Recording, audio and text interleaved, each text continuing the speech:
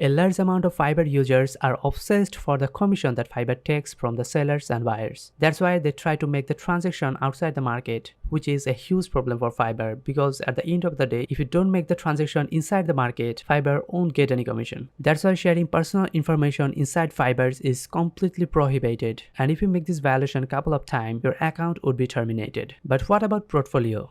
Well, they have some restriction for portfolio as well. You can't use some of the most popular portfolio websites like Dribble, Behance inside Fiverr because they contain a section for personal information like social media, email. So there is also a chance that the seller and buyer can contact each other outside the market through this link. That's why Fiverr is very strict to maintain this policy, and they actually give you a list of websites that you can share with your clients you can use inside your gig and your profile.